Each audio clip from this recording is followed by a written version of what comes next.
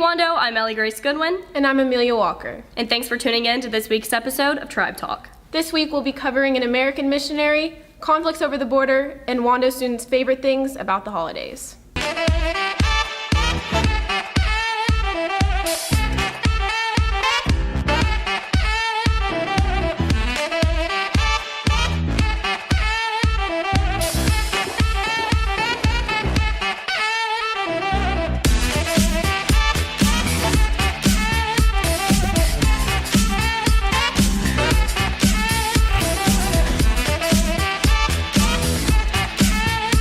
An American missionary's actions that resulted in his own death have recently been brought into debate. Christian Crone covers a controversy behind the death of John Allen Chau.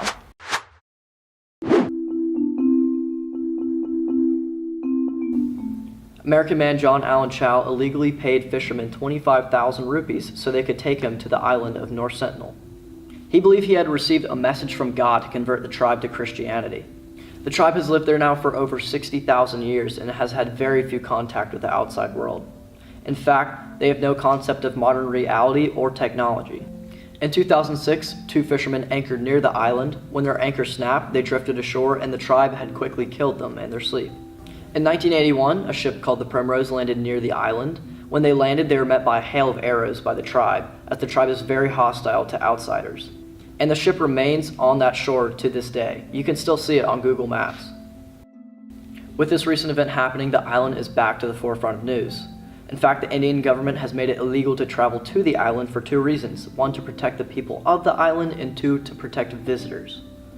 With that being said, John Allen Chau, who had visited the island illegally to convert the tribe to Christianity, was killed the next morning as he was shot in the back by an arrow. The Indian government is having trouble recovering the body as the islanders are not keen to outsiders. With that being said, if your family had any plans to visit the North Sentinel Island, I would highly advise against it. This has been Table Talk, and enjoy Yale's winter break. In Mount Pleasant, there's a wide variety of job opportunities for any high school student looking to enter the workforce. Recently, a local company called Vector Knives has caused controversy because of how much money their student employees are making. So the name of the company is Vector Marketing, and basically we work closely with a brand of cutlery called Cutco. So it's just kitchen knives and a few other things, and basically it's just marketing and sales. So you're talking to a customer and then showing them a product. I started working because I'd heard that you could make a lot more money than a normal job, and I wasn't really happy working where I was working as a cashier, so I wanted to try something new. For me, I never made a lot like bringing people to their seat and dropping off silverware. So I didn't have very good work ethic. I won worst case of senioritis in high school, and then I made like just under $2,000 my first 10 days on the job. Everybody thought it was fake. I was like the laziest person everybody knew, so nobody thought there was any way I made that much. But really, I just like put my head down and I worked really hard because this was an environment where I was being paid based on my value. We take the least trained, the least educated people, and we teach them how to literally become entrepreneur type of person who has like great work ethic, and we train them. How do people make so much money? Because they work hard. We don't have a ceiling. If you work an hourly wage job, you don't get to make more than people around you if you work hard. Here's the opposite. The harder you work, the more you make. So the reason that you guys have so many people making some good money is because they're working. Basically, you set up appointments with customers, and then you do an in-home presentation for the product with them. Representatives, whenever they meet with a customer, whether it's over the computer, face-to-face, just like a financial advisor, real estate, a contractor, meet with them face-to-face. It's $15 per appointment, whether they sell something or not. An appointment, when you meet with somebody, usually takes like 45 minutes to an hour. You cut a food, you tell jokes, you figure out what they want. So the training process takes place over 2 days, and basically you learn how to do the presentation and how to set up the presentations with your customer. We only tell you what works here. I was a manager too, and so in training it's like, I'm never going to teach my people something that doesn't work. I've watched when it doesn't work, and I watched when it does work, and I just want them to get the best results. So we only tell our people what the best way to do something is. We've been around since 1949. So we know how to sell this stuff. At the end of the day, like, the product could be anything. We could sell cardboard boxes And we'd still be Our number one. students, our students would still learn how to sit down with customers professionally and speak to adults that are 30, 40, 50 years old for 45 minutes. That helps a lot when they go interview after college. I think it's a great opportunity for high school students to build some resume experience as well as get some experience for themselves that's not a normal job, and they can really gain from working there alongside of like time management as well as learning how to manage your own schedule.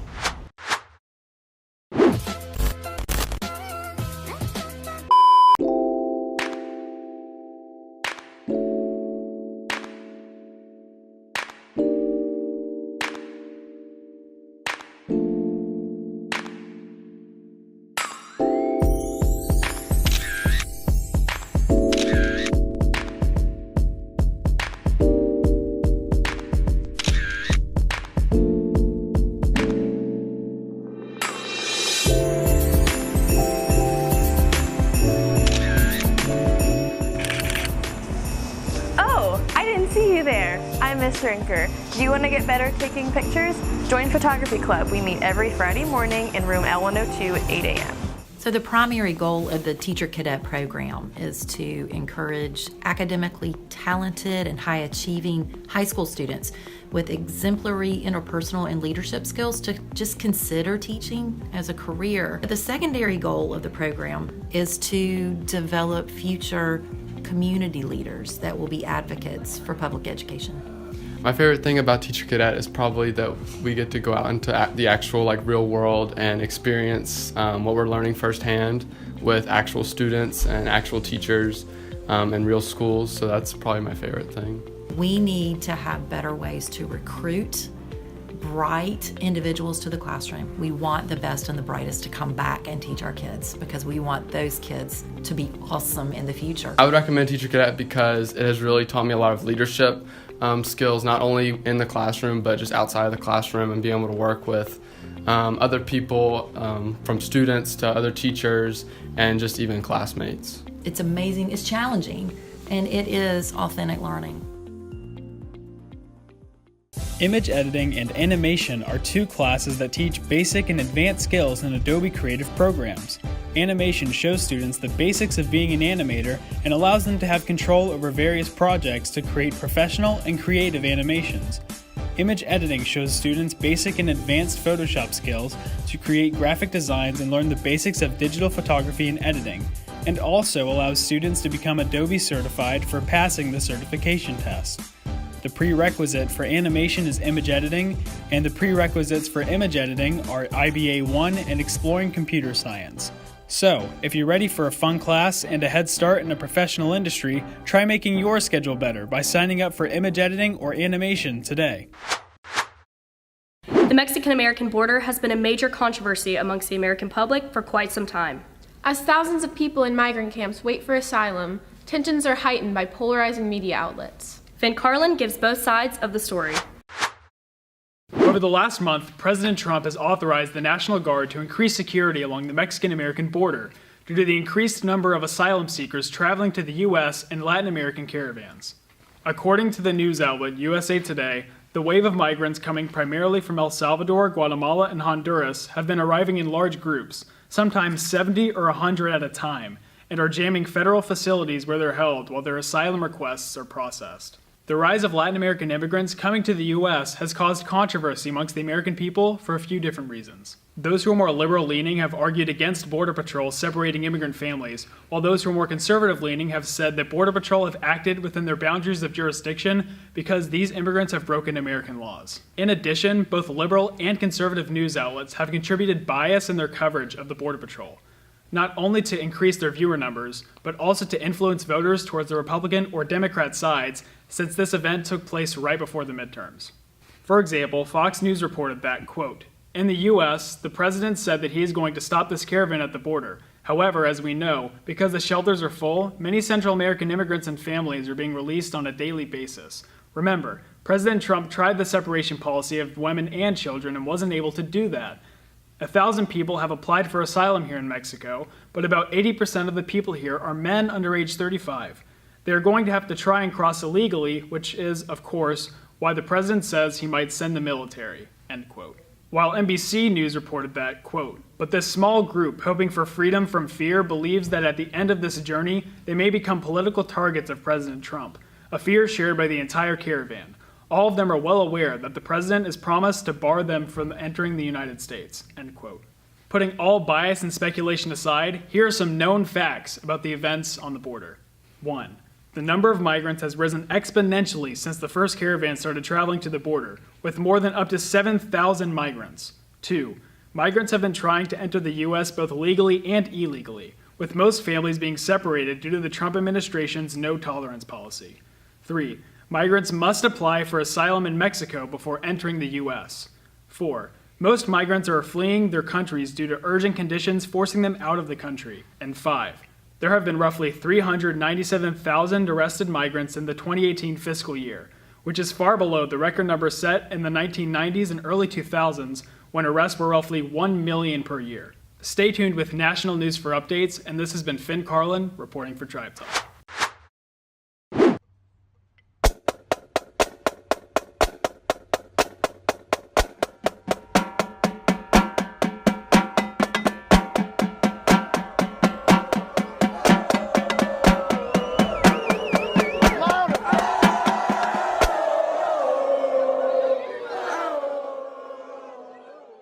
Everyone aspires to be what they want to be, especially at a young age. However, nobody ever expects to begin their dream career this early. For Wando student Addison, the skies are much closer than she anticipated. So I really want to be a commercial pilot, so in order to do that I had to get my private pilot's license first, and I've had an interest in flying since freshman year. Well, it's really funny. I actually had no interest in flying whatsoever until I was practicing driving on Airport Road, and then I went inside one day and I got an instructor to take me up, and then we started training the next week. First you get your private pilot's license, which I successfully did that last year, and now I'm working towards my instrument rating, and then once you get that you can then work on to your commercial rating, which by then you have 5,000 to 7,000 hours. I've been there through the entire process. I can go up with her and enjoy being the passenger and letting her do what she's good at. I absolutely support kids in high school getting their pilot's licenses. I think this is the right age to get excited about it, to get interested in it, because the earlier that they get a taste for it and really get excited about it and apply themselves to it, it's like any other thing you want to do. You just work at it, do it well, and the more experience you have, the better pilot you are. Well, at such a young age, it's a lot of people don't get their license. I don't know many people in high school that have their license at 17, but if you want to do it, you should totally go all for it, because right now they're at such a big pilot shortage, you're going to get a job no matter what and make really good money. Responsibility is an incredibly important aspect. So if a youngster has that skill set and they feel that they can handle it, it's tremendous. What a great opportunity. It's a whole nother world up there. You think you know where you live, but then when you go up there, it's two different views, and it's amazing. It's something unique that I do, and I like to be different, and so flying just gives me a different skill that not many people have. This is Nick Tilden signing off for Tribe Talk. Thanks for watching, Wando, and make sure to follow us on Instagram and Snapchat at Tribe Talk WHS. And make sure to stay tuned for this week's edition of Tribe Talk Presents. Have a safe break and a happy holidays. This has been Amelia Walker and Ellie Grace Goodwin, signing off. My name is Sydney, and I love figure skating.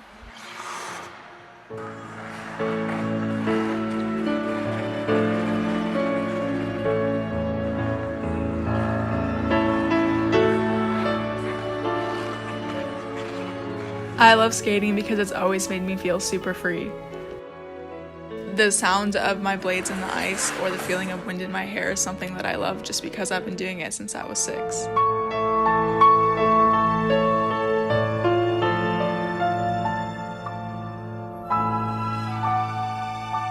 When you're jumping or spinning, that's all you think about because it's such a technical sport that you have to know everything you're doing and think about it all the time, so it completely distracts you from everything else going on in your life. It starts from preliminary, and then it goes to pre-juvenile, and then it goes to juvenile, and then it goes to intermediate, junior, and senior, and I've passed all of them. which is like super cool because that means you can coach one day, or you can also just kind of brag about it because it's something not a lot of skaters can accomplish. To be good at something that not a lot of people are good at is really special to me, and it's one of the reasons why I love it so much.